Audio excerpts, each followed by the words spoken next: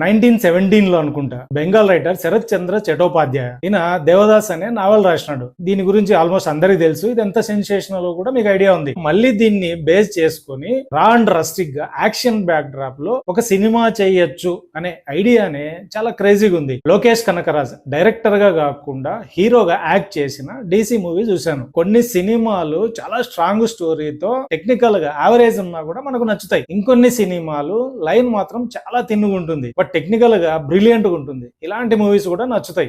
ఈ DC movie second కేటగిరీలోకి వస్తుంది. ఇలాంటి కాన్సెప్ట్ మనం ఇంత ముందు చాలా సినిమాలు అయితే చూసినాం. బట్ బిఫోర్ మూవీస్ కు దీనికి డిఫరెన్స్ ఏంటంటే స్క్రీన్ ప్లే అయితే చాలా అంటే చాలా బాగుంది. ఫస్ట్ హాఫ్ లో almost 40-45 minutes setup character establishment గా టైం తీసుకుంటారు. వన్స్ ఆ చంద్ర అనే క్యారెక్టర్ ఎంటర్ అయినప్పటి నుంచి ప్లే లో స్పీడ్ ఉంటుంది. ప్రీ ఇంటర్వెల్ నుంచి ఇంటర్వెల్ ఆ సీక్వెన్స్ అయితే చాలా బాగుంది. ఇంటర్వెల్ తర్వాత కూడా ప్లే చాలా స్పీడ్ ఉంటుంది. క్లైమాక్స్ అయితే అదిరిపోయింది.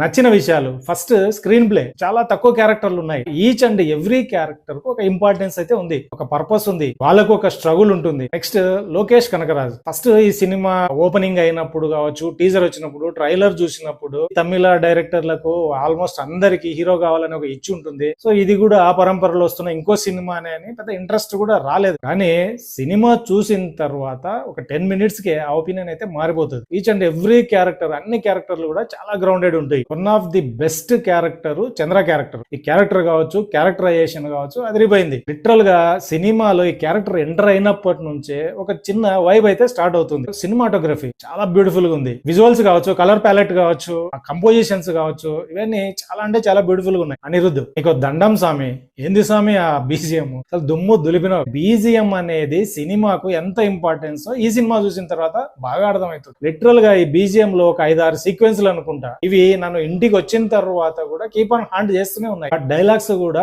బాగున్నాయి. అన్ని నచ్చిన విషయాలైనా నచ్చని విషయాలు ఏం లేవు అంటే నచ్చని విషయాలు కూడా ఉన్నాయి. ఫస్ట్ హాఫ్ లో ఆ క్యారెక్టర్స్, ఆ సెటప్ ఎస్టాబ్లిష్మెంట్ కి చాలా అంటే చాలా టైం తీసుకుంటారు. ఒక స్టేజ్ లో ఏంట్రా అనే ఫీలింగ్ అయితే కలిగింది నాకు.